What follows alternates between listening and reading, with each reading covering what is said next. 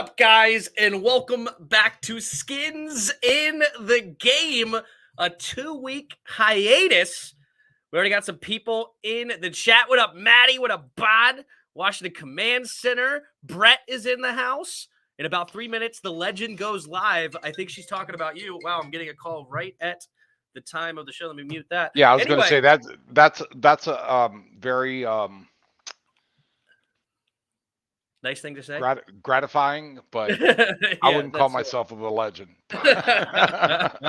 What's up, everybody? All right, so we got some things to talk about here in the last 2 weeks. Jack Del Rio definitely making waves out there. Jeremy Reeves apparently hit the crap out of De'Ami Brown. Ron Rivera not happy. We got new themes to the home games we will discuss. Logan Paulson, big praises to Dotson. Apparently nobody's been able to shut him down, our first-round pick. And then Terry expected to be back for mandatory mini camps. But first, we're going to start with this dad joke of the week. It's that good, huh? Yeah. What did the fish say when he swam into the wall? What? Damn.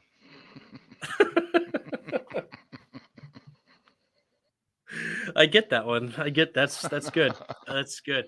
That's funny. I like. I was afraid. Actually. I was afraid that you knew that because your Uncle Gary, who you work with, knew it when I was like, I'm not sure if Tim's going to call it right out, but.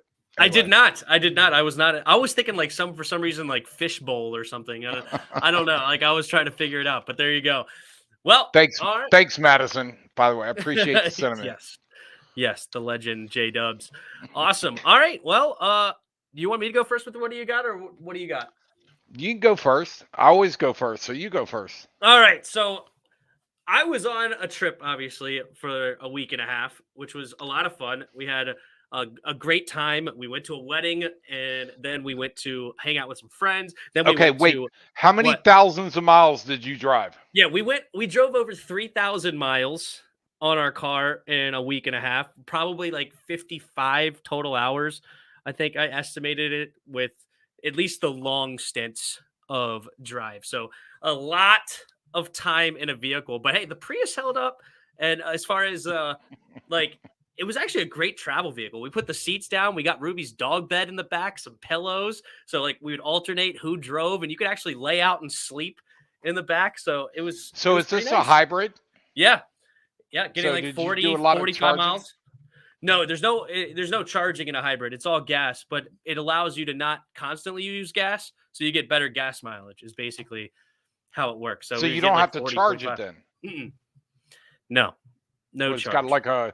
It's got like a hamster in the back. Yeah, that's probably why it broke down. No, so we did have car troubles. So here's the story. This is the good part of the trip. So the good part of the trip was we had a great time, but this is a funny part. Okay, so we get to Rockford, Illinois, which is where I went to college, and it's about 13-ish hours from where I live. So it was a nice long drive out there.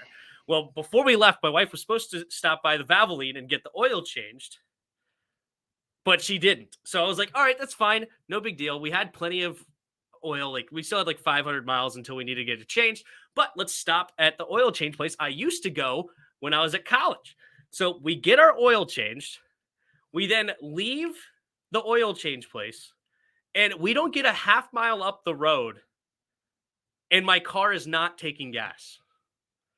I can't accelerate at all going down the road. Not even a half mile. Literally, I pulled over and I tried to reset the battery because our hybrid makes our dash lights go on and off a little bit if it gets too hot or whatever, but you have to reset the battery. So I'm thinking reset the battery, whatever. But basically, when you hit the power button to turn on the car, it was just saying big letters problem across the dash. And there was a big triangle with an exclamation point, check engine light, the whole Caution. thing.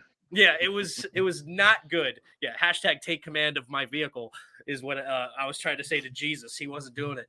But anyway, so then we get it towed back. And also, I'm supposed to be an hour plus away for this wedding in 3 hours for the rehearsal dinner. So now I'm scrambling to find a rental car because I don't have time for these guys to work on it to figure out what's going on. So we get a rental car, we get it towed back to the place. They're going to look at it for me over the weekend. Okay, so I go to the wedding, or we go to the wedding, me and my wife, and we had a good time.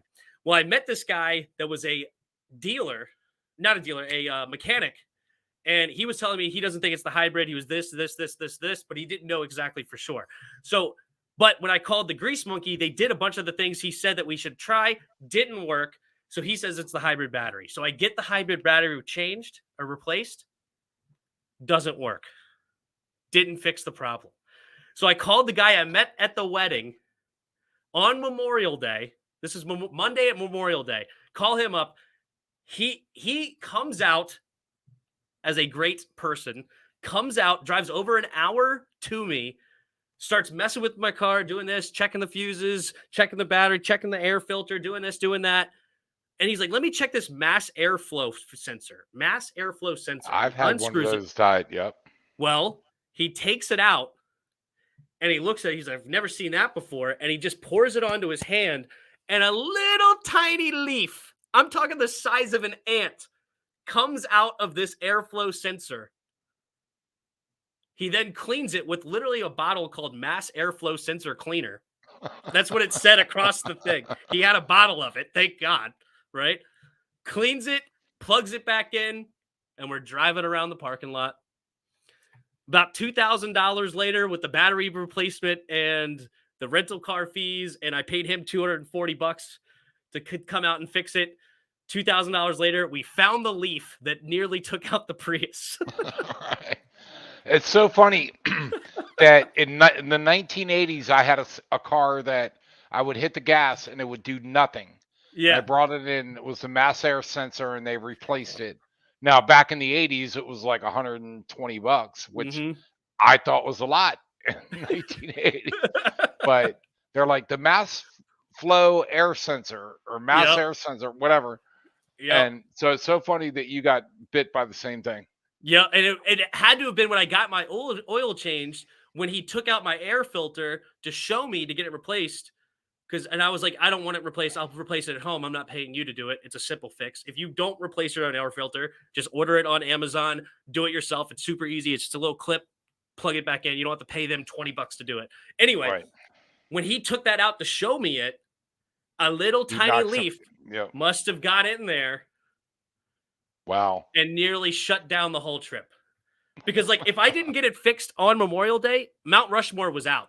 Like, we weren't going to Mount Rushmore because we were supposed to wake up Tuesday morning and drive all the way out there, which is another 11-hour drive. Wow. But luckily that guy came out and fixed it, and we were mobile again. And then we had no more problems from then on out. But there you go. That's my what do you got?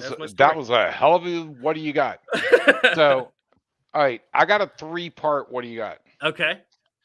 One, my birthday was Friday, and my youngest daughter came out and surprised me. They rang the doorbell on a Friday morning, and I was like thinking, okay, what vendor is at my door trying to sell me something? So that was kind of funny. Secondly, next week is my trip to Ohio. So I will be here for next Wednesday, but next Thursday I leave to go to Ohio, and it's about a 13-hour, 750-mile trip. So I'm going to do it in 2 days. So I'm going to be doing the trek, but I'm going to be by myself. I don't have a dog or a wife that's going with me. Yep. So so next week I'll be here, but the week after I'm going to be out. So Tim, did you name your leaf Ryan? Oh, that was a good one. I couldn't even keep the leaf. It was so small. When he put it onto his hand, the wind immediately took it, and the leaf was gone. It was that I couldn't even keep it to frame it. But sorry, you're talking about your trip to Ohio, right? Is that what you're talking about? No, so that was the second part. Yeah. So just to let everybody know, I'll be here next week, but I will be out of pocket the week after. And then I'd love to pull up meaningless NFL trivia. And I read this and I found it hard to believe, but I want to know what you think about this. That Larry Fitzgerald has more tackles than drops in his career. Really? In 17 seasons, he has 1,432 receptions, 41 career tackles, 30 career drops. Do you buy it? So I don't know how they do keep track of drops. I'm I not. was wondering the Yeah, same like thing. see, Yep. but my understanding of what a drop is, it's literally you drop it without a defender in your vicinity. So in that case, I think I buy it. I don't believe he So had if it's more than 30 drops. uncontested and the Yeah. ball's coming to you, and you reach up for it and you don't catch it, that's a drop. That's what I was thinking. Yeah. But But if in you seven, include like if like it was like a guy in the area and like his arm got hit or something like that, if you include those, then I believe he had more than 30 drops. But I'll buy it if it's actual wide open, just dropping the football because like he was amazing. if he's uncontested or he's open, he's going Mhm. to catch the ball. Right. But I just thought that was really cool. In 17 seasons, they're saying he had 30 career drops and 41 career tackles. Anyway, I'm done. That's all I got. Didn't even average 2 drops a season. I know. Let alone, wow, okay, that's pretty darn good. I have to admit that is pretty darn good. Not that I had any doubts that Larry Fitzgerald was good. Well, I did watch it, so I would like to see a spreadsheet that compares a bunch of good receivers to know what is the mhm. and somebody just said Autismo said, nah, Larry never had a wide open Wide open drop. drop. I'm sure he had a few. I mean, everybody's had a concentration drop, but Apparently he had 30. apparently he had 30. Stats never lie, right? Is that how it goes? Hey, I always question the stats I get. That's why I opened up with, how do you feel about this? Because Yeah. there's no, like gospel of football to know this is unquestionable. But anyway, that's what I got. Fair enough. Well, there you go. Well, let's go ahead and hop into these things. So we're going to start with this Jack Del Rio drama. Okay. And if you didn't see what happened, Jack Del Rio has been very vocal lately about the politics world, politics sphere. And I am not going to get into the politics of what's going on. I don't care. And it's not what we're about. We're here to talk about Washington Commanders, Washington Redskins, Washington football team, whatever you want to call them. That's who we're here to talk about. But unfortunately, Jack Del Rio is our defensive coordinator, and he did say something, so we have to talk about it. But here's how I'm going to talk about it, okay? I don't care what he said. But what he's saying is clearly going to cause drama, okay? Because it was basically about the January 6th stuff, and he was comparing it to the BLM stuff that happened in the summer. I don't care what you think about either one. If you don't want the comparison, I don't care. But him saying that is not going to help anybody. Him saying that is not going to make a difference here. It's really just causing drama. And I think Ron Rivera, as the head coach and talking to his defensive coordinator, should tell him, shut your mouth. We're here to do football. You are representing our team whenever you tweet. We need to not bring that stuff up. And I would say the same thing if a player was talking about other BLM crap or whatever. It doesn't matter. It's irrelevant. We're here to play football and we're here to do this. And that's how I feel about it. How do you feel? No, I agree with you. And we had a conversation before the show Mm-hmm. that I worked for a publishing company, and I had the benefit of, if I was representing them, Mm-hmm. meaning if I was wearing a shirt with their name on it, or at a function that they were hosting, then I had to watch. I was not allowed to say certain things. There is, and much like in the Hollywood world, Easy for you that, to say. yeah, apparently not. But unfortunately for him, Mm-hmm. Jack Del Rio is a known name. Yes. If anybody said, if I was out somewhere and they said, John Winan said this, Mm-hmm. nobody would know who I was. But he is known as being associated with the Redskins. I know the Commanders, but we've Mm-hmm. gone through that. Yeah, that's fine. So he has to. I agree with you 100%. Yeah. Agree with him, disagree with him, whatever. It's a distraction, Mm-hmm. and he should just keep his mouth shut, or his Twitter account or whatever shut. Yeah. And if he wants to, because like when he was doing his press conference, he was talking about, like, I respect other people's opinions. I said mine, and, like, I don't hate you for your opinion, which I believe. I don't think he has problems with a bunch of players because they support BLM, even though he's a Trump supporting anti-BLM kind of guy or whatever. I'm assuming. I'm making assumptions here, but let's just assume that was true. I don't think he's out there bashing players for their beliefs or doing anything like that. So if you want to have a one-on-one conversation in the locker room with somebody, okay, go ahead, as long as it doesn't turn into a fight. But if that's something you two want to do, fine. Like, I'm not telling you to shut up as far as you could talk to whoever you want and whatnot. But as you said, your name is synonymous with the Washington Commanders. We don't need this distraction. And I think Ron Rivera should tell him, stop. I don't care what your beliefs are. I would tell the same thing to my players or my other coaches if they were constantly causing things on the other side. And we don't need it. Let's just leave it there. We're not in the politics sphere. We're in the football sphere. Yeah, if you do Commanders or Redskins news, this is going to come up in that. Yeah, so I wanted to address this because you're not the only one that says Washington Command Center. I'm not.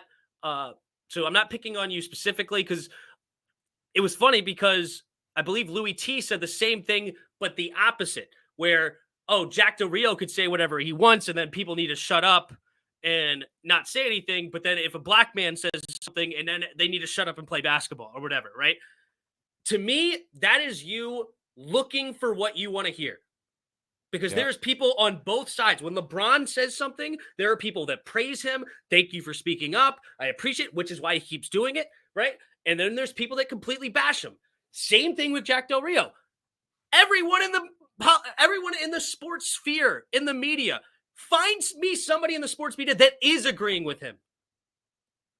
He is only being attacked by pretty much everybody in the sports media, right? So people are going to attack, and then also there's going to be people that agree. I'm sure there's people that you could subtweet or retweet or whatever of looking underneath that people completely agree with Jack Del Rio and blah, blah, blah, and this, that, whatever. Like, oh, yes, why are they talking about that? Well, they should be talking about this, whatever. You're going to find people that agree. But you are only going to be looking for what you want to see, and then the other side's going to be looking for what they want to see. Trust me, both people get attacked on both sides. Both people get praised on both sides. This is not a one way or the other. And like, because it's not, I don't think this is getting into the politics. What he said, Jack Del Rio, was dumb as far as why aren't we talking about this? Of course, CNN's not going to talk about it, but Fox News is talking about it all the time. And vice versa. Like if you just talk about, oh, why is CNN not talking about the other thing? Obviously, because they're on the other side of the political aisle than you. And then if you could ask the same thing about Fox News, why aren't they talking about this? Well, obviously, because they're on the other side of the political aisle. It doesn't help. That's what I'm saying. Like, what he said is not helpful. What he said is not interesting. What he said is completely irrelevant to what his job should be, which is quit getting your secondary blown to pieces like he did last year. Or why is Chase Young still have one move and you've coached him for 3 years? Right? Like, why is that a thing? Like, these are the kinds of things that he should be worrying about in the middle of practice. And instead, we're talking about this nonsense. But anyway, again, like, I don't care what political side are you on. If you're a football player, if you're a football coach, I think you should hang out in the football sphere instead of the political sphere because you don't know what's going on. And I say the same thing about awards, like Academy Awards, or it's like a person that gets up to accept an award and starts getting political. It's like, shut up. Not that I watch the awards programs because I don't, but you get these people all the time that they take this awards program's stage or platform to spout off their political views. And I think you said it earlier. So to your point, it's like, I don't watch football or sports or movies to know what your political affiliation. Right. So shut up about the politics. Say thanks a lot. Appreciate the award. Thanks to my parents. Blah blah blah blah blah, and walk away. You don't have to try to make a political statement. It's gonna. And this is the thing. One more thing I'll say about it, and we can move on. Yep. When you make a political statement, you're basically alienating half the people that could potentially be your fans. Yep. Whether they're conservative or liberal, if you say something conservative, the liberals done with you. You say something liberal, conservatives done with you. So you're basically slicing your fan base in half. Yeah. So use the platform you have for what it's supposed to be and just shut up. Right. Exactly. It was a personal Twitter account. We kind of addressed that point with his name is synonymous with Washington Commanders. Like, nobody hears Jack Del Rio and thinks, "Oh, is that the guy at the supermarket, that I just met the other week?" No, everybody knows he's the defensive coordinator for, like, just if Ron Rivera said something on his personal account, or Jonathan Allen said, like, remember Jonathan Allen said he wanted to talk to Hitler, and it was like, oh my gosh, how insensitive. What's your point? Like, what is going on here? And to Jonathan Allen's credit, when he was asked about Jack Del Rio, and I don't know Jonathan Allen's political, maybe he's the most conservative person that I would ever meet. I have no clue. But he goes, I don't care about his opinions. As long as he shows up and works hard every day, who cares what he has to say on Twitter? It doesn't make him any better or worse. It is what it is. But I mean, if your name was Steve Jones or Joe Smith, although I know that was the New York coach, but Jack Del Rio is like Ron Rivera. It's not a common name. Yeah. But if you're doing it on your Twitter, even if your name is literally Schmuck Johnson, like you like to say, if you're the head coach of the New York Giants and you do it on their Twitter, or on your Twitter, everybody knows it's Schmuck Johnson from the New York Giants, because it was the guy that said it with the check mark next to his name and 20,000 followers or 100,000 followers, whatever it is. So it is what it is. Freedom of speech. He could say whatever he wants. Absolutely. You can say whatever the heck you want to, but just because you have freedom of speech does not mean it's not without freedom of consequence. If there's definitely, like, the court of public opinion, that people are going to have things to say, and it's going to be a distraction, and there's going to be other problems within that. That's why I think Ron Rivera should tell him, stuff it. Because guess what? Do you hear any of this kind of stuff coming out of Bill Belichick's locker room? Or Tampa Bay, or whatever it is. And, like, even Mike Tomlin has problems in his locker room. Le'Veon Bell didn't get paid. Antonio Brown got moved, right? Like, you start having those kind of problems, you're out. Even though those weren't political, but you get what I'm saying. But anyway, by the way, I just want to address just briefly, Johnny, about freedom of speech. Yep.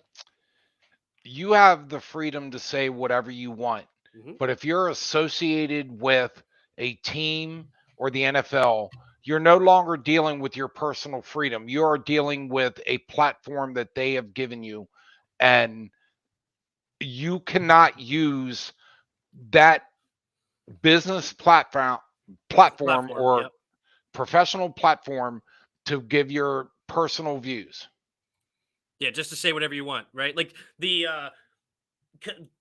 head, whatever you would call it, head anchor on Fox News just can't go start saying whatever the heck he wants and expect Fox News to continue to keep him propped up in that position, right? Or CNN or whatever. Like, if you have a job, you're supposed to be within this box, unfortunately, or fortunately, whatever you want to say.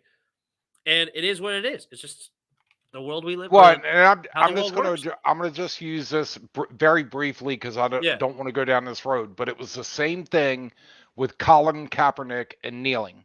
Yep. Everybody called it a freedom of speech. It is not freedom of speech. He had the NFL emblem on his shoulder. Mm-hmm. So the NFL had the right to tell him, do this, don't do this, or get out. Mm-hmm. But it was not a freedom of speech thing. He was on his employer's platform. I dealt with it for 40 years of being on my employer's platform, representing them. Mm-hmm. And I can't have my company's name and doing something controversial. The NFL has the right to say, shut up and sit down, or leave. Or go do your own thing, which he did. And Colin Kaepernick has probably made 10x the amount of money over with the deals with Nike and this or whatever that he ever would have as a football player. So him standing up for what he believes in and lost everything, blah, blah, blah. No, he made buku bucks through that. And good for him. Do your thing, man. Great for him. He is Yeah. not visiting a soup kitchen anytime soon. That's Yeah, all I'm absolutely saying. not. Yeah, he'd be just fine. But anyway, all right. I think Well, we beat that horse to yeah, death, but let's go apparently ahead. Washington Command Center is just not going to agree with me, and that's fine. All right. They're Wait. not going to take our argument. And guess what? You could say that, but now I get the opportunity to block you. No, I'm just kidding. I'm not blocking you. You have offended Tim. You're out. Get out. Yeah. Leave. Freedom of speech. But anyway, here we go. All right, let's get into. So apparently, Jeremy Reeves, a special teamer for us, he's played a little bit of safety after injuries. He's been here for a few years now. I actually kind of like him as a player that as a backup safety that could come in and give you some good snaps. And he also plays special teams, like I mentioned. Apparently, he walloped De'Ami Brown in practice, the 3rd-round pick from last year, and it got Ron Rivera hot. Apparently, he sounded off about being more disciplined on the field. And then Brian Mitchell, though, saying, hey, you want to talk about discipline? Why is your defensive coordinator spouting off on Twitter and whatnot, and you're silent about it? But anyway, that's what basically B. Mitch said about the whole thing, where he's like, I don't care about some hit in June. Why is you're talking about discipline? How are you going to preach discipline when you just let your defensive coordinator do whatever he wants? But at the same time, how do you feel about this hit? Do you think Ron was right to go ahead and sound off on Jeremy Reeves walloping De'Ami Brown? That's the description. There's no video of it, but according to people, the reporters and stuff that were there that reported it, apparently it was so bad that De'Ami Brown walked off woozy. He seems okay, but he probably missed the rest of practice, and he may miss the rest of the week. Oh, I agree with it wholeheartedly. Again, if it makes it to the media, because to your point, Bill Belichick is a master as having nothing. Like, are there even cameras at his practices? I don't know. But if it makes it to the media, then yes, Ron Rivera is 100% justified or correct in what he said. Mm-hmm. By the way, I want to address this. Mark Kearns asked us twice. Oh, what's up? Does it have to be a surprise good team or a surprise bad team? Because I'm going with the Dallas Cowboys. My surprise team is the Dallas Cowboys are not going to make the playoffs. Oh, I like it.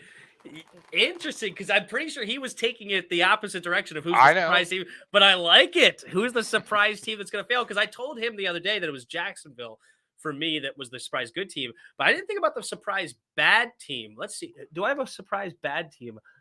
I'm going to go. It can't be the Commanders. That would not be a surprise. Is all I'm saying. I'm going to go. I'm going to say the surprise bad team, and I'm going to kind of make it a cop-out a little bit, is going to be, I'm going to go with the Broncos. Even though they traded for Russell Wilson, even though they have a bunch of talent around them, I'm going with the Broncos because they're in a super tough division with the Raiders, the Chiefs, and the Chargers. I think the Chiefs are getting a lot of hate, but they still have Andy Reid. They still have Pat Mahomes. I don't care if they lost Tyreek Hill. They also still have Travis Kelce. They're going to be pretty darn good still. I'm going to go out on a limb, and I'm saying the Broncos are going to be the surprise bad team in the NFL. Maybe even, I don't even think they're going to have a over 500 record. By the way, I was going to say, apparently you've reached a certain level where now you get spam. Oh, yeah, the good old spam. The good old spam. I was going to wait. I was going to break off the conversation and make a phone call. Yeah, exactly. Yeah, there you go. But anyway, my thoughts on this is, it is interesting with the B Mitch, because I kind of do agree with, like, all right, how are you preaching a bunch of discipline and then you're just letting your defensive coordinator sound off? To what I said before, with this is not happening in Bill Belichick's, coaching staff or locker room. Like, this is just not going to happen. Like, even with Tom Brady having the Trump hat in his locker room, you didn't see a bunch of pro-Trump stuff coming from Tom Brady. Like, right? Like, that was it. Right? Or it's not a whole shebang with that. But I still So that isn't like to say that I don't think that he shouldn't have said something at practice. You don't need to destroy somebody when you don't have pads and you're in the middle of June in the middle of practice, right? And just and there is like that fine line though, right? Because like, okay, so do you just let him go? Do you just let him catch and let it go? And then does that look bad on you? I think you can, and there's a good way to do it because when I went to practice, we did a joint practice in college with this University of Whitewater college, which was like the best D3 school in the nation. They were like either the champions or the runner-ups like year in and year out, right? And it wasn't because they were like unbelievable talented, but they were incredibly disciplined. And one of the things they did in practice while we were there is they didn't hit anybody, and also they barely did two-hand touch. What they were told to do was break down, bring in your arms, and act like you were touching them, and that counted as a tackle. And the running back was supposed to finish the play, or the wide receiver was supposed to finish the play. So basically, you would break down as if you're coming for a tackle, bring in your arms, and come up like as if you're coming through with the tackle. And So I think you that's what wrap should your be. arms around him and then go. You don't even have to wrap them up, wrap them around them. Like it doesn't have to be around. It's just you're doing it close to them. Right. But you're in the position, you know where you're supposed to be, and then you know what you're supposed to do when you're coming up and tackling them. And as I'm telling you, like these dudes were not necessarily so much more talented than my team, but my team was one of the worst teams in the nation, and their team was one of the best. And it's because they knew what the heck they were supposed to be doing. They're super disciplined about it, and they were very skillful in what they were doing. Yep. And it was, And it taught, I and think it that's what took it the is. thought, Yeah. it took the thought process out of it. It was Hmm. like, this is what I do, this is how I do it, and then in the game it became natural, and Yep. I like it. Yeah, I think that's probably what you should be doing because then that avoids a whole ton of hits, especially in June when you don't have shoulder pads or hip pads or anything. You just got your cleats and your helmet on. That's it. Avoid all those hits because it's not necessarily the extra toll on your body is not necessary. Yeah. By the way, Mark, I'm truly trying to think of. I see your point of you were looking more on the good side because you picked the Jets. I get it. Yeah, I'm really trying to think of a team other than the Redskins or the Commanders because I yeah, could go Homer, yeah, but I'm truly going through the league and seeing if there's anybody I think is going to be a dark horse that comes in and really surprises people. Because in a lot of years that happens. So yeah. he's making a valid point that Mhm. who's that surprise team? Because you always get that Every team year that, you get like 3 or 4 new teams in the playoffs. yep. Like so, yeah. There's definitely going to be somebody that surprises. I was But going to mine say was Tampa. Jacksonville. I was going to say Tampa Bay, but Yeah, yeah, exactly. Yeah, Tampa Bay, they haven't been good the last couple of years. yeah, or the Rams. Yeah, they're going to be a surprise team. Yeah, the Rams, are they really that good? No, that's funny. Anyway, okay. So we're in agreement. Reeves should not hit Diami. Ron should not have been happy about it. The sound off was justified. And now tell your defensive coordinator, shut your mouth and let's get to football and worry about, Kendall Fuller just getting destroyed game in and game out. Okay. Oh, so you're going to say this subject line is football? Okay. What I'm saying. No, I And said you let's. said now. You said No, now I we're going to was talk. I was saying Ron needs to get Oh, back. Tell and Jack okay, Jack Del Rio to get back to football. Now we're I going to follow talk you. about the themes of the home games. The other thing in the thumbnail and some other cool things like we're going to get a new fight song. Apparently, that's going to debut in the preseason game August 13th against the Panthers, where we're now doing a play football theme, whatever that means. That shouldn't that be every game day, but whatever. And then also we're getting a new mascot. But the weird thing about the mascot is it's coming all the way in week 17 at home against the Browns.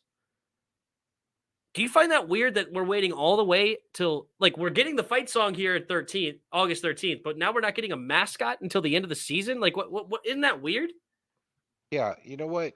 My feeling is I think that they are so tone deaf that whoever's running the team, whether it's Dan Snyder or his wife or whoever, that they actually think they're building suspense, which will make it better. Just like the team name, they thought, yeah, we're going to drag this out, and then everybody's going to be so excited about it. And then it fell flat on its face.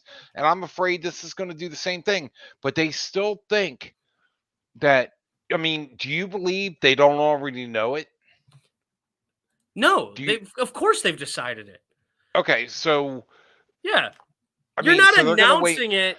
You're not announcing you're giving a mascot without having one in mind already. Like, what if you didn't go? Like, oh, you know what? Actually, a week before, Dan Snyder and I can't agree. Sorry, never mind. We're not getting a mascot. What are they going to give out? Bobbleheads for the mascot on week 17? Come out and finally support your team and get free bobbleheads for the new mascot. That's actually a pretty great idea. I bet they don't do that. I know. I'm guessing. But it just shows how tone deaf they are. I mean, I understand a couple weeks. I understand a preseason game or even the first game of the season. But week 17? Really? Do they think they can string people along that? And I guarantee you there'll be 30 different leaks about what the mascot's well, one of them may have already happened with the announcement, because they're announcing that week 17 is also the day that they are celebrating the Hogs. So it may have already been leaked with, hey, it's going to be a Commander Hog. Like, who was it? JP Finley shared on his Twitter, week 1, the 8/13, the debut of the new team song, but week 17 versus Browns, a new mascot, and we may be getting a Commander Hog. All right, are you telling me that's going to be the mascot? No, I think he just picked. I think he just Googled Commander Hog, and this is what popped up. Oh, okay. But this is the idea of like, all right, we're going to get some sort of hog in a Commander outfit for the Commanders. Oh, and you're not. I'm not saying you're wrong. I'm just shaking. I guess you don't like that. Said it all right there. He said, Has anybody on the chat watched Dukes of Hazzard? Because the first thing I thought of was Commander Hog. I thought about Boss Hog. Boss Hog. Dukes have the white suit. The two idiots walking along with him, with the bald head and the cigar. I've never seen the movie other than no, it's a show. It was a show. Oh, isn't the Duke of Hazzard's a movie too? No, but I'm talking, and you're right, but I'm talking about the original show. Oh, the original show, okay. With Daisy Duke and isn't that the movie? Daisy there Duke is a movie. Oh, okay. But I didn't even know it was a show. That's how much little I knew about this. Right, I was long before you were born, but yeah, the Dukes of Hazzard Boss Hog was just look up 1970s Dukes of Hazzard or 80s, whatever. But always some crap with this organization.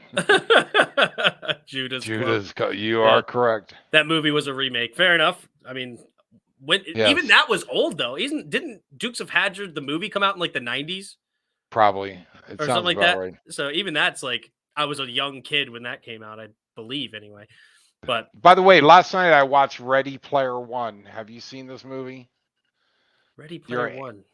Your aunt was talking about a book she was reading. The movie was kind of hokey. I want to read the book, but interesting. Ready Player One. I feel like I remember hearing about that, but I don't think I ever seen it. The movie I'm thinking of is not that movie, and now I can't remember what it was. But basically, where he kept reliving the same thing over and over again, but not Groundhog Day. But this was another military kind of one where he had to like defeat the boss or something. But anyway, but it kind of a similar idea. All right, we digress. Please. Yeah. So anyway, going back to these themes though. So we got play football. We got week 1 against the Jacksonville Jaguars, Commanders kickoff. We got week 3. We are all Commanders. So I feel like this is the same thing twice in a row. Commanders kickoff. We are all Commanders. Then we got a Think Pink and breast cancer awareness, which standard. That's good stuff. 90th anniversary celebration and alumni homecoming against the Green Bay Packers. Is that who you would want your home game to be, against Aaron Rodgers and the Packers? your homecoming game. Do you think the I think NFL should have homecoming games? Like that's such a college, no, like high school thing. it's so Bush League. But I actually feel like we play well against Green Bay. Well, we didn't last year, but we did beat them. Was Yeah, the year. I mean, I'm not saying with we beat Alex them Smith? every We beat time, them in 2018. Yeah. I'm just saying I think we match up well. It's usually a good game, Mm-hmm. so it's not terrible. Yeah, I don't know if that's the one I would But pick. I agree with But you that homecoming is Bush League. Like, oh, are you gonna have it right on the same night as the prom? it is cool to bring back the alumni. I just think homecoming probably should just be nixed from it. No, alumni game, call it Yeah, that, or yeah. but yeah, homecoming. It's I You I'll think just say Tanya this. Snyder came up with that one? Like that was her idea? No, I don't think this is the first homecoming they've had. No, but I'm just saying, like, do you think that was her idea a few years ago or however Yeah, it long might ago? have been. Anyway, But so against I the do Vikings. Oh, just go ahead. no, I just want to say real quick. I remember that the Wizards with Chris Webber and Juwan Howard played Indiana with Reggie Miller, Mm-hmm. and they did a homecoming game, and Mm-hmm. it was kind of like this back-to-back thing. Yeah. And Chris Webber said to Reggie Miller, "You need to get your booties tight on tight." And the next night, Reggie Miller lit him up. And at the end of the game, or lit them up, lit the Yeah. Wizards just got smoked. And in the interview after the game, he goes, "I guess they didn't have their booties tied on Oh tight no, enough." that's So hilarious. anyway, sorry that it was a No, you're homecoming. good. There was some BS homecoming thing, and it was like, yeah, it's Bush League to me. Yep. So the Vikings, week 9, we're getting a salute to service, but this is also a blackout game where everybody's supposed to be wearing black. We're going to be probably wearing our all black jerseys this game. The whole crowd is encouraged to wear all black. So, everybody can see all the purple that takes over the entire stadium with the black in there. You had to go. I knew you were going to go there, and I was like, he's right. I can't argue So with him. now we're not going to have any burgundy in the stadium. We're just going to have purple and black everywhere. Yeah. Sounds like a great idea. But anyway, then we're having the season of giving with the Falcons, inspire change with the Giants, fan appreciation day. That's the one where we're going to get our mascot and hog day. And then we're going to have the rivalry week. We want Dallas week where everybody is encouraged to wear white. And then that's when we're going to get a bunch of blue and white all throughout the entire stadium. They don't think these things through, do they? Like, they really don't think. Tone goes back to my comment, tone deaf. By the way, Mark, I've come up with my Cleveland is going to be your surprise team. Oh, there you go. Cleveland. But, yeah, so rivalry week is we're going to be all wearing white. Yeah, so you're going to have all white and the powder blue. Not powder blue, whatever their blue is. I know, it's not powder blue. And silver, blue. Yeah. Yeah, we'll blend right in with the rest of the Cowboys. It's going to be another Dallas home game. And, oh, my God. And the away team wears white. So Dallas is going to be wearing white. I'm just speechless. I have no. No, Dallas thinks their blue jerseys are cursed, so white out against Dallas works. So do we get decided to wear our white uniform? I thought the home team wears the colored jerseys. No, I think the home team gets a choice, right? I could be wrong. So maybe that's a good point. Maybe if the Redskins tell Dallas, we're wearing white, you got to wear your blue, but it's still blue and white. There's not going to be any contrast. It's going to look like NFL teams, unlike their MLB, NBA, and NHL counterparts, don't have official home and road uniforms. Instead, the home team in the NFL game chooses to wear either white or colored jerseys. Yep. So And when I played football, we always wear our color, and then whites were away. So I guess maybe that's how college football does it. yeah. But the NFL does not do it that way. Okay. But the home team gets to decide whether, It's still the whole crowd's going to be blue and white. I know. That's what I was saying. The whole crowd is going to be Cowboys colors. I mean, and then the Vikings game is going to be black and purple. Black and purple everywhere. I have no. How about we have burgundy days and we have gold days? Yeah. Not just blackout. How about we gold out? You know what? I just had a thought. Maybe Dan Snyder or Tanya Snyder thinks, well, if we do this, we can convince the people on TV that most of the crowd is Redskin fans. Because if they did, right? I mean, think about it. If they did burgundy and 80% of the crowd's wearing white. You know what they should have done? Is they should have done a blackout game against the Steelers. Unfortunately, we don't have a home game against the Steelers this year, but the blackout game against the Steelers or the Raiders, and then it looks like we're all one. Yes. We're all rooting for the Skins. But then they could say, right, they could say, hey, 90% of the people in the stands were rooting for the Redskins, even though on Redskins offense, the crowd would be so loud, they could say, wow. Guess they don't understand the game. Oh, I don't even know. Let's move on. We're gonna make the whole crowd white and blue. This is so bad. So bad. It's literally gonna be their colors. It's so bad. Okay. Anyway, moving on. Some good news coming out of camp here. And one of the things I'm hearing, and there's some cool things to hear from camp, but again, it's training camp. So how much stock are we really going to put into this? That's basically what we're saying here. But Logan Paulson talking about our first round pick, Jahan Dotson. Apparently that's been a favorite for Carson Wentz in practice, but he's also been praising did I do that? Jahan Dotson, saying that he's basically been unguardable. And the only player who's been able to slow him down in practice is actually Benjamin St-Juste, the third-round pick a year before, who was in and out of the lineup last year due to concussion. But I know Jarris really loves him some Benjamin St-Juste, calls him Benjamin St-Goat. And then Dotson, our first-round pick, slicing up the rest of our secondary. Do you actually take stock in these praises of players? Because I also saw somebody else in the chat earlier that was saying that the rookie, I believe it was Christian Holmes, that he's been looking great in practice. Should we take any stock in these positive talks coming out of camp? Well, there's two ways to look at this.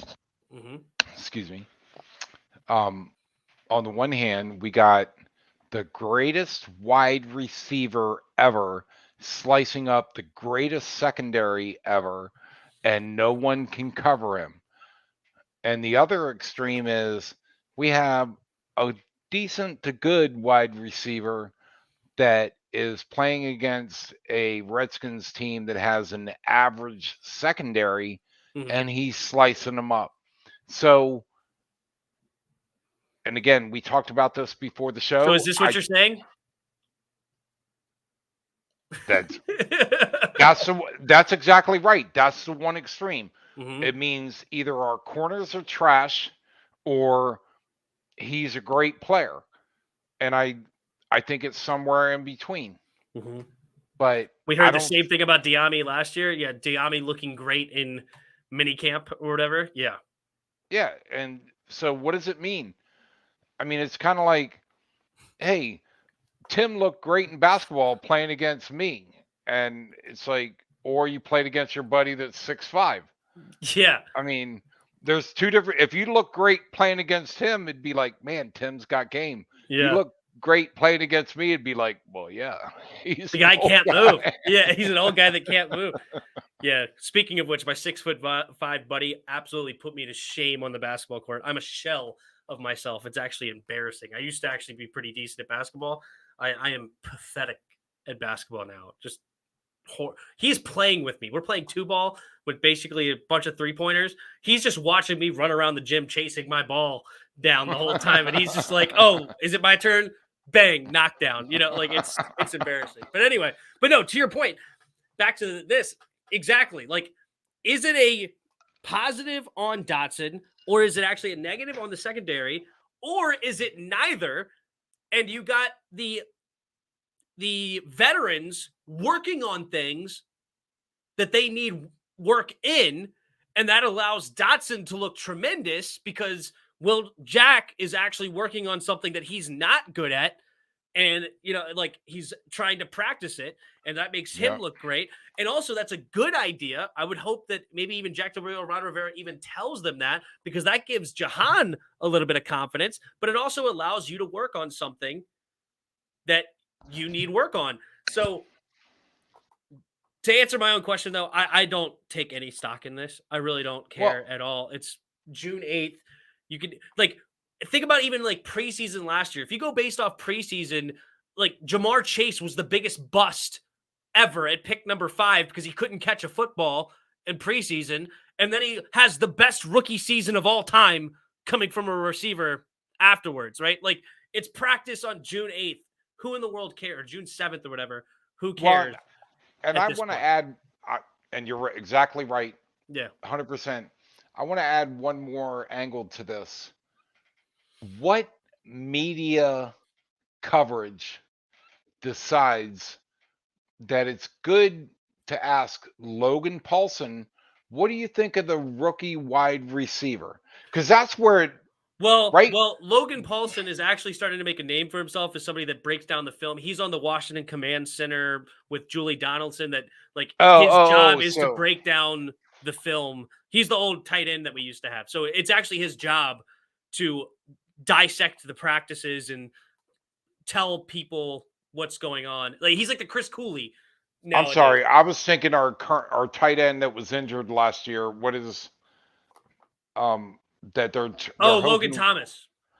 Okay, my bad. I was Yeah. thinking Logan Thomas. No. Sorry. Yeah. Does Can we just erase that last 30 seconds? Yeah. No, it's all good. I was thinking Logan Thomas. Yeah, like what is this? Why are we Like they're going to like Logan they're going Thomas? out on the field going, "What do you think of the new wide receiver?" But okay, Yeah, thank you. Fuller was actually really good last year. We just key in on the 3rd or 4 bad plays he had. He dropped so many interceptions last year, and he also finished strong when we started playing against poor competition. When we were actually playing against good competition, he was stinking it up. It was frustrating. Like one of his picks came on like an easy Tyreek Hill was wide open that Tyreek Hill just dropped and like threw to him basically.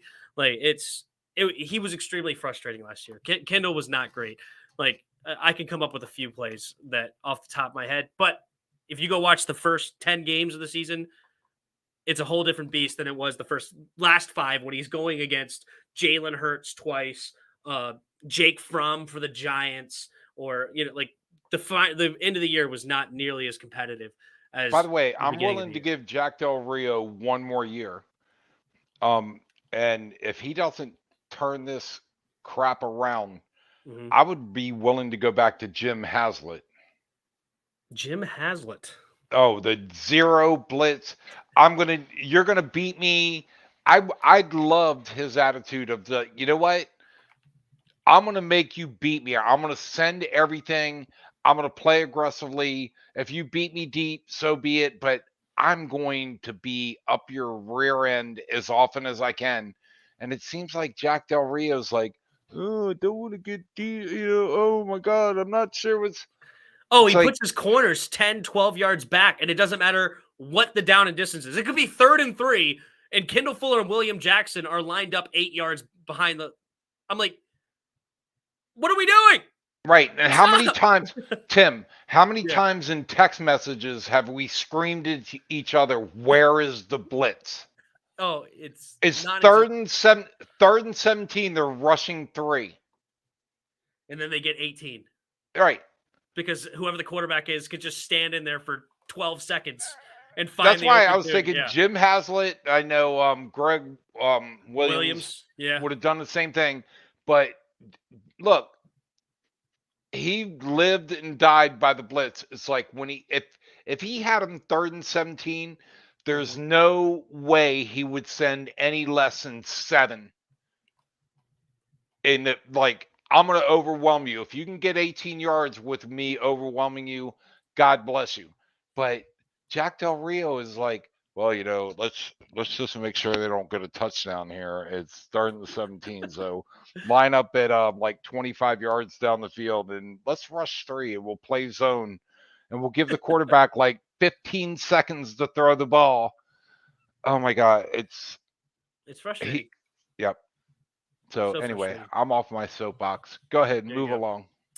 Moving along. Well, apparently 7 hours ago, CBS Sports is saying that Washington head coach Ron Rivera said Wednesday he expects McLaurin to participate in next week's mandatory minicamp, according to Pete Haley of NBC Sports Washington reports. So that's good news.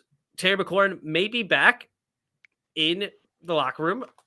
Minicamps, he's not going to be holding out any longer for his contract. Apparently they're still far apart. There's not much going on in the deal. Are you surprised right now? We're on June 8th.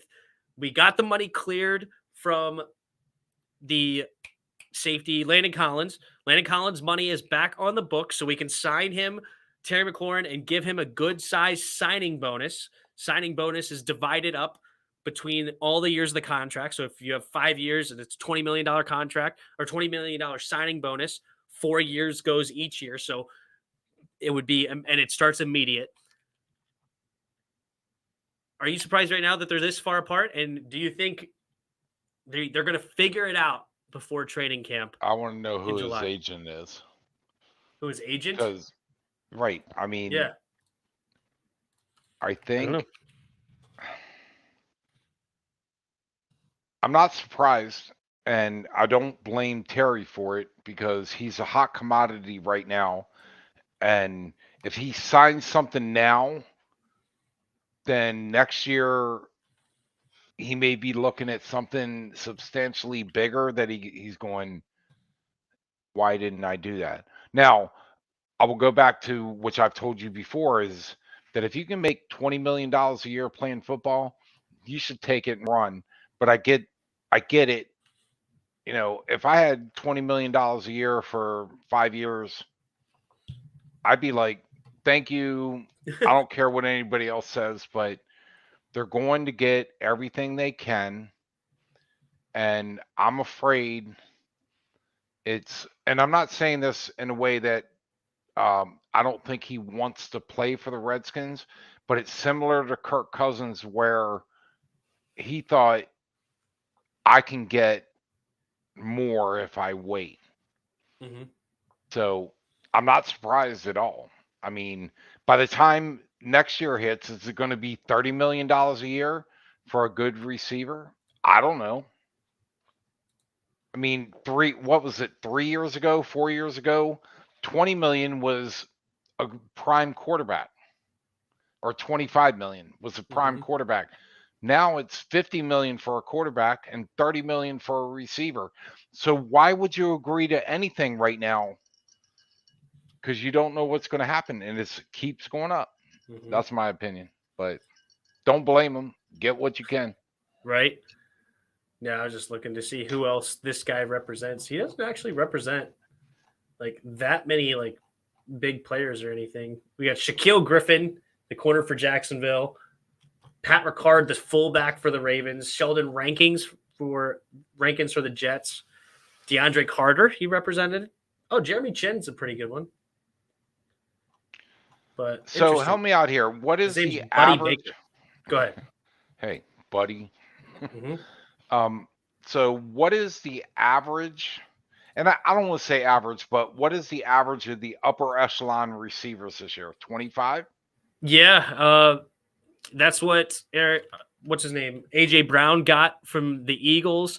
But then you have like Devontae Adams got 28 million. a year. Right. Tyreek Hill's listed at $30 million a year, but he's never going to see that money. But that is what he's listed at. But even so, we're talking 25 to 28 million. Are the Redskins offering Terry McLaurin 25 million a year? I think they should. No, I know, but you were saying why are they so far apart? Yeah, I don't think they are. I think that they're lowballing. I think they're offering like 20 million a year, 21 million a year, maybe. Yeah, I think that's how far they are. And Terry and his agent are looking at it. It's like, try 25 and a half, and then we could start talking from there probably. Yeah, I think if they came in at 25, then Terry's camp would offer them a counter offer. But I don't think he's playing for the Redskins at 25. You don't think so? I think they're hoping, and maybe if the Redskins offered 23, 24, they'd come back at 26. But I don't think he's offering, if the Redskins came in and said, we'll give you a 5-year deal at 25 million a year with 80 million guaranteed or whatever the guaranteed is, I don't care.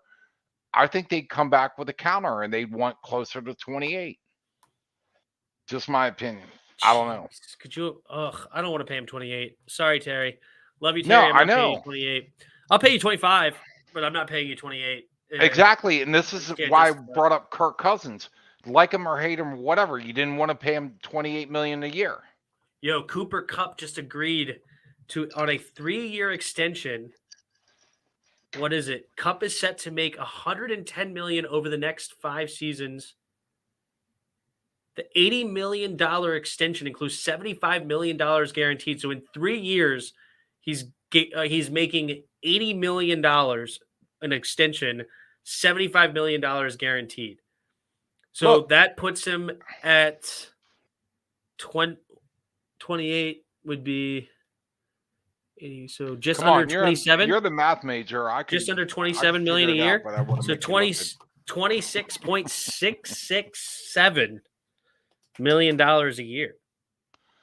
Look, and I've said this before, last week or the week before the last show we had, that the NFL, look, God bless the players. I would get everything I can. I'm not holding it against them.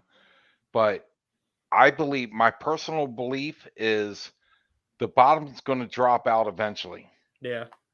You can't have the average salary of wide receivers at 28 million and quarterbacks at 50 million. Maybe they can ride it through. Maybe it would even double. But at some point, the fan is going to go, I'm not paying $500 for a ticket. I'm not paying $30 for a beer. I think it's got a bottom. Yeah. And again, I'm not a hard Terry, go get what you can get.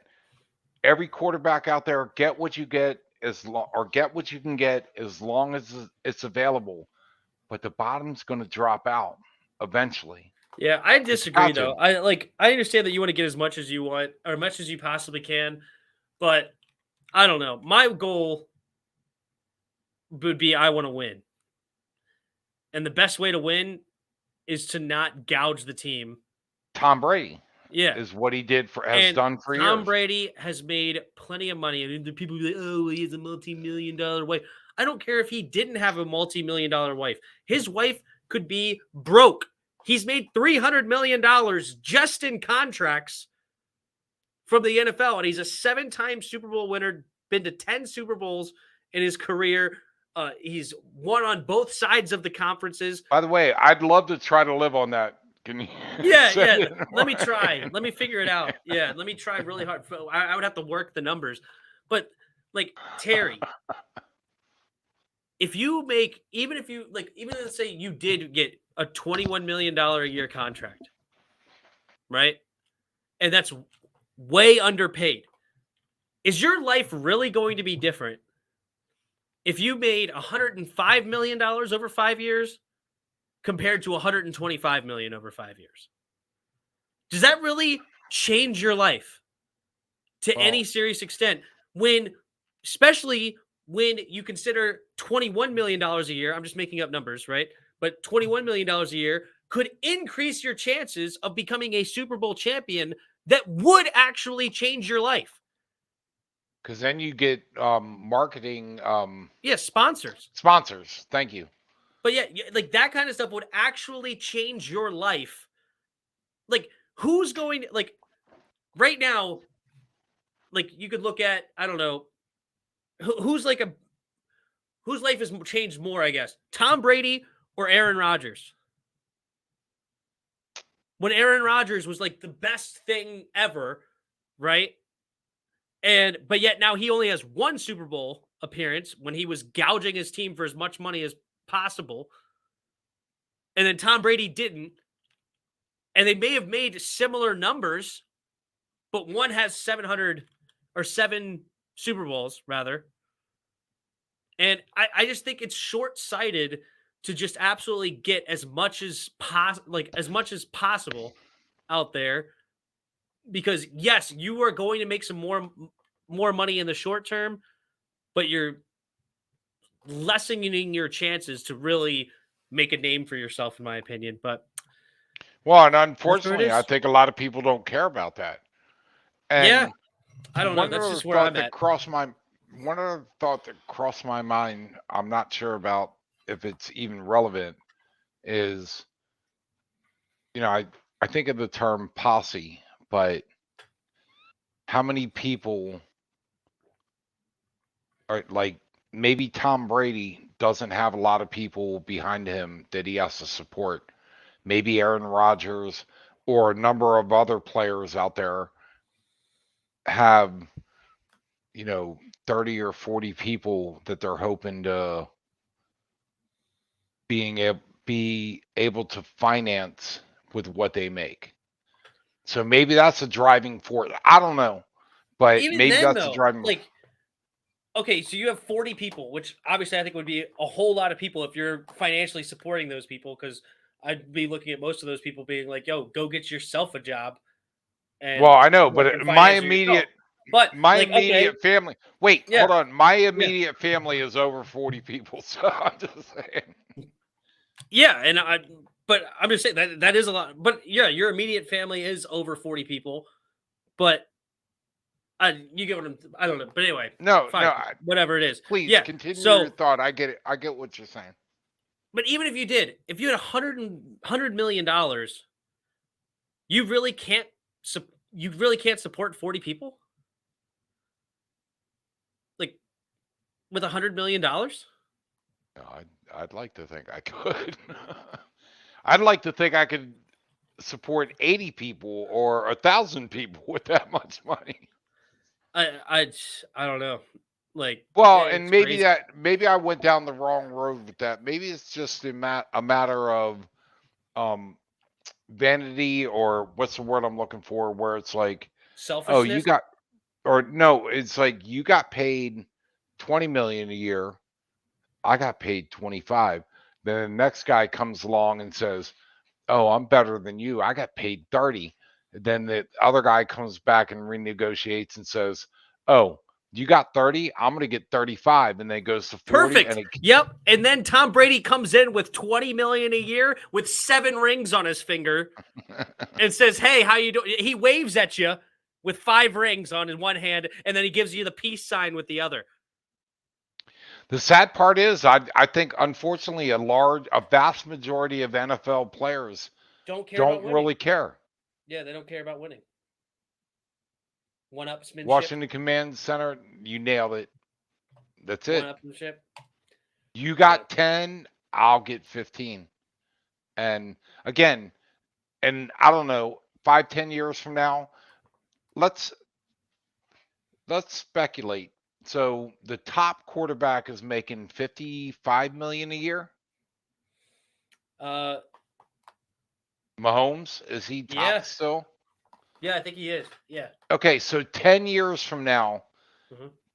just wildly speculate, what is the top quarterback going to make in the NFL 10 years from now? Half a billion? Um, 200 million? 100 million? 75? What's the number? Because I ask the don't question think one more this, time. I'm sorry, I read the chat when you were saying that. I apologize. no, no, no, no, it's all good. But right now, the top quarterback is making like $55 million a year. Yes. Speculate what you think that's going to be 10 years from now. 10 years from now, I think we're talking. I don't think we're quite in the 100 million range. I think we're probably at like 85 million. Wow, you think it's going to, and you might be right. You think it's going to string out that long? I think at this rate, 10 years from now, we're talking in the neighborhood of 150 to 175 million. And all I'm trying to say is, I don't think it's bottomless. I think the NFL feels like they got a reservoir. Well, I mean, it depends because it can't get that high right now because it's about percentage of your cap, right? Like that's what's going to hold it back is it's percentage of cap. You can't just pay 150 million to one player when your cap Sure, space you can. You can pay a luxury tax. No, I think the NFL is a hard cap, right? I don't think it's a soft cap like NBA. Oh, maybe I'm wrong. I think it's a hard cap of like 300 million. So if you had a 300 million, you can't pay one person 150 million. It's just okay. Not, you can't field a team after that. All right, so let's work backwards. What's the cap right now? 230? Not quite. 210 maybe. Okay, so low 200s. Yeah. And the number one quarterback in the league is making 55 million of that. Yeah, which would be 25%. And the only reason why I know they said it was because they didn't want the rich teams to be able to buy all the big players. And maybe that's the case, but I think they wanted to stop the owners' greediness of, oh, you're going to pay your guy 20 million a year, I'll pay him 30 million a year, get him to come up to my team. Yeah. So it's $208 million right now in 2022. Okay, and Aaron Rodgers is making 55 million a year, right? Isn't he the big, or is it? I think it's him over Patrick Mahomes right now. Yeah. What did Rodgers end up getting paid? That's a good question.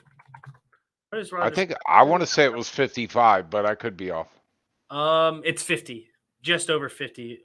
He got 150.8 million over the next 3 years. All right, what's Patrick Mahomes getting?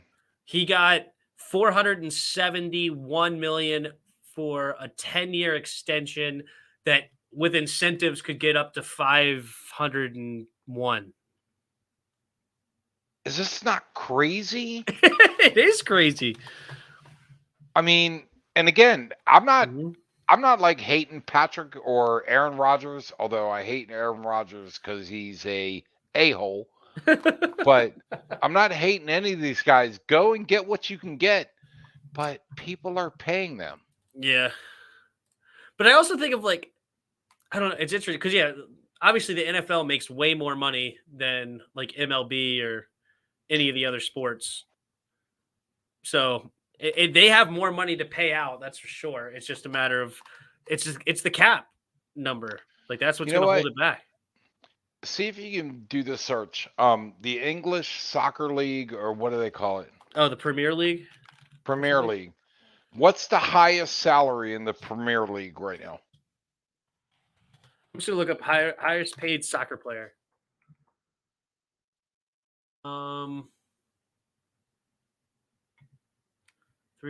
Four highest paid leaders over the past year were soccer players, according to Forbes.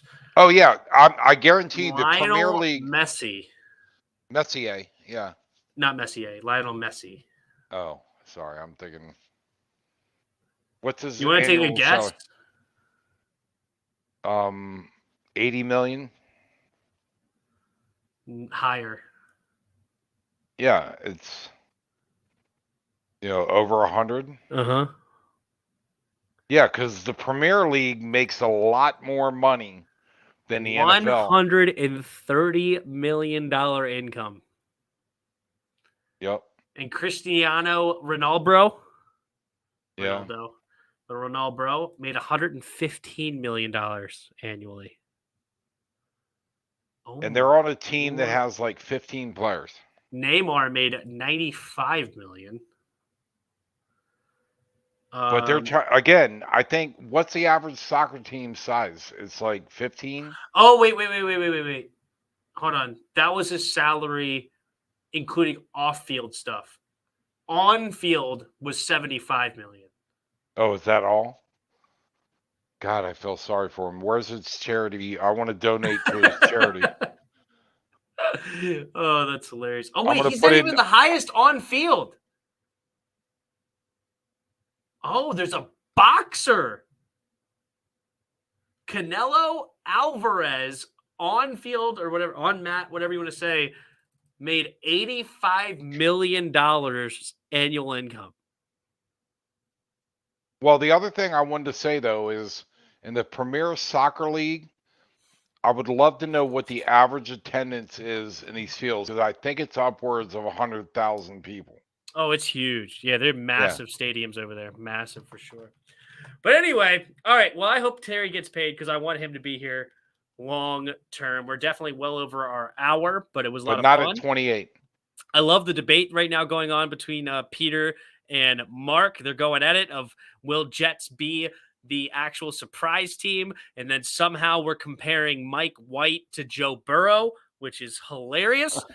But, keep on fighting, Mark. That's awesome. You can go continue that conversation in the Discord if you'd like. The Discord is always like a healthy debate. Yes, it's always good times. But there's a huge difference between a 10 to 20 player team and a 52 player team.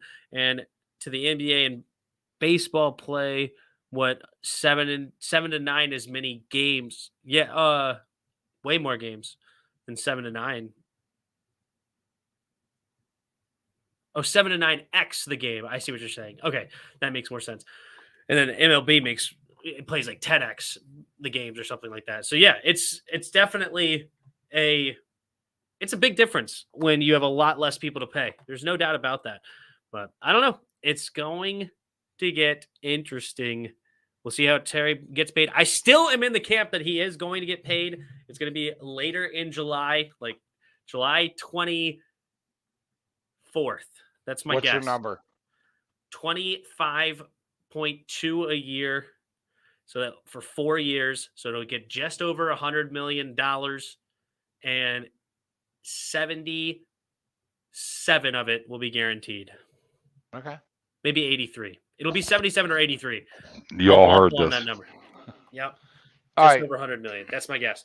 All right. Well, thank you guys so much for being in the chat. Hit the like button. Hit the subscribe button if you haven't already. Also, go ahead and get in the description. There's the Discord link. You can come chat in the Discord.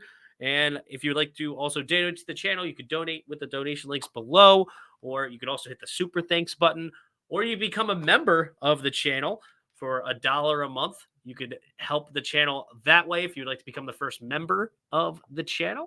And eventually there'll be some perks on there that we could all enjoy as members. And I will definitely do some more stuff during the season. That'll be fun.